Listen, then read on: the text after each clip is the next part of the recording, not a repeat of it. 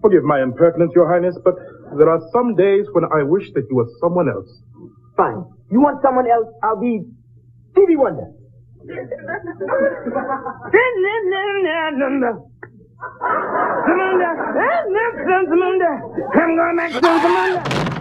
In just a couple of weeks, Amazon will release Coming to America, a sequel to the 1988 comedy.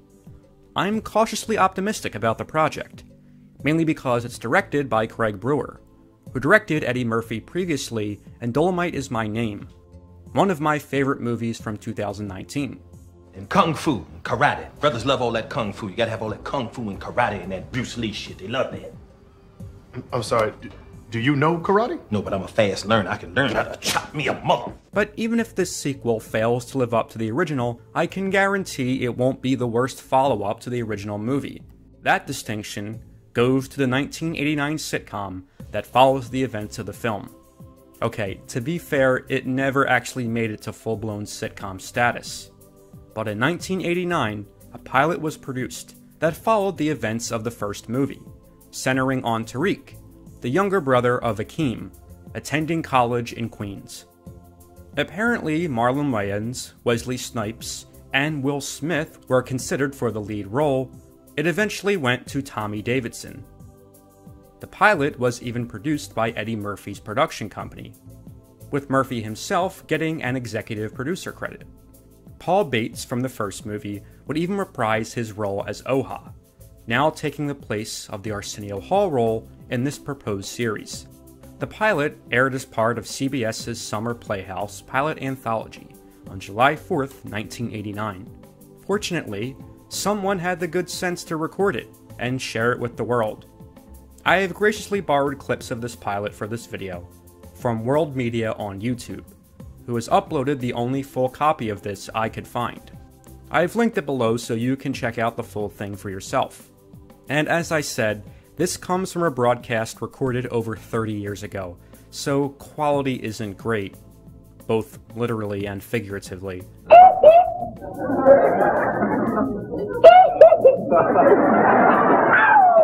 But with a more proper follow-up approaching, I thought it was worth examining this forgotten chapter in Zamunda history.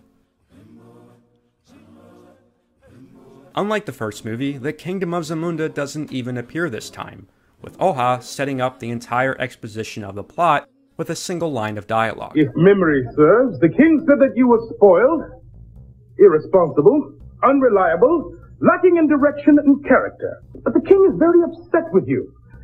He feels that you are a constant embarrassment to yourself and to your nation. Me? Oha is one of my favorite characters from the first movie. Do you think perhaps just once I might use the bathroom by myself? Most amusing, sir. Wipers! But here he's portrayed differently, being a little more boisterous and over the top. This pizza of yours has a delectable taste.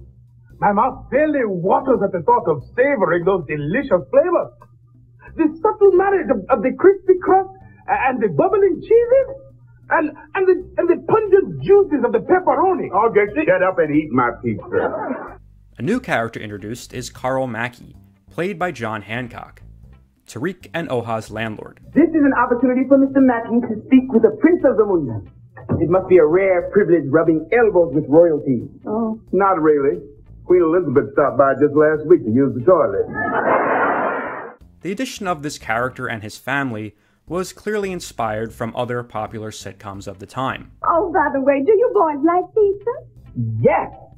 It reminds me of our Zamundan hookah-doy. What is that? You bake a spongy dough into a crispy square.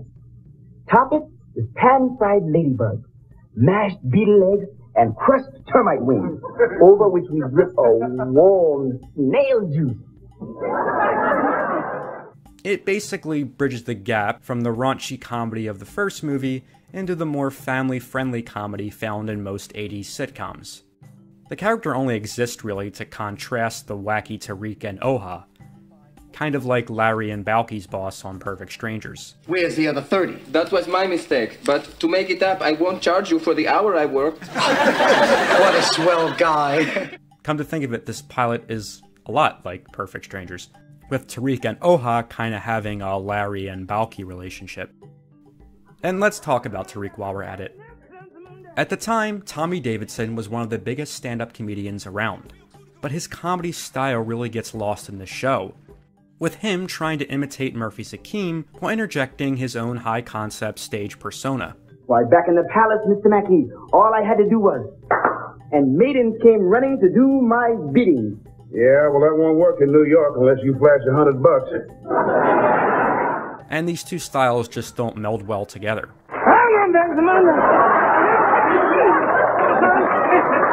In the pilot episode, Tariq realizes he needs to start buying property to be successful in America, when, brace yourselves for this, he reads Donald Trump's Art of the Deal. Do you realize I am just like this Donald Trump guy? Where did you get the money to buy a book? A man gave it to me. Gave it to you? Gave it to me, threw it at me, what's the difference? Peter, wonderful news. Trump's book says all I have to do to make money is acquire property and buildings, hold them, and sell them at a profit. This pilot relies on a lot of 80s cultural references, with one of Eddie Murphy's movies even being mentioned. This is America. We can do anything, be anything. I could be a Beverly Hills Cop. You can be a Beverly Hills Cop too. But since he has no money, he and Oha get jobs at the diner that Carl Mackey owns. Cue 80s montage of the two of them screwing up at work.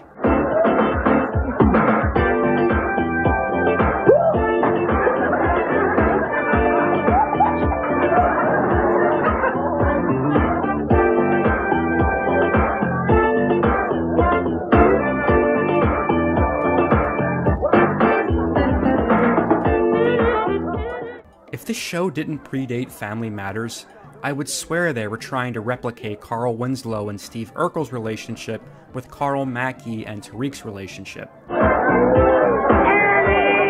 What the devil is going on here? I don't know, but I just got asked out by twins. I mean, there's so many 80s sitcom elements that are just thrown into this pilot. All it's really missing is its own big sitcom theme.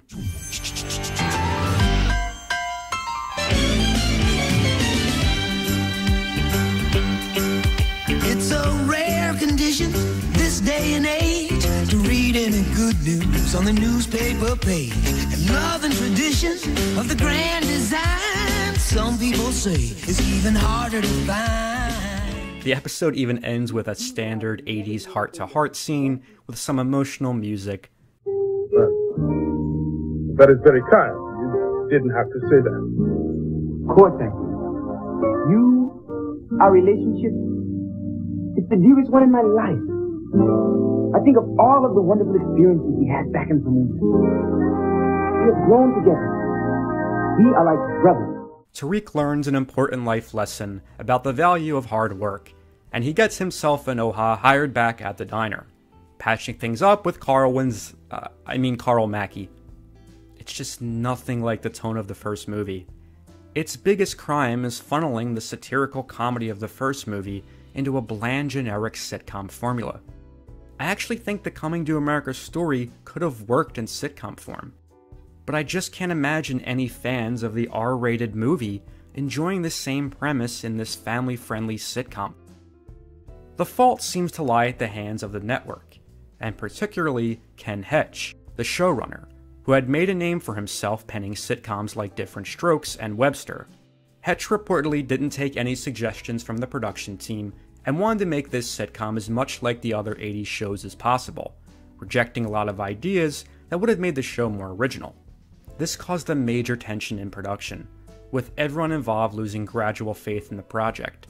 Eddie Murphy is said to have never even visited the set, and rightfully so, as even the network were displeased with how this turned out. I've talked before on this channel about sitcoms that were based on popular movies, and it just never really works, especially during this era. TV networks would take a fun, entertaining movie, and then try to replicate that formula over and over again in a sitcom, and it just didn't work. Again, I for one am looking forward to the sequel, and I imagine you would be too, if you check out this forgotten pilot first. Oh, hell no, Your Majesty!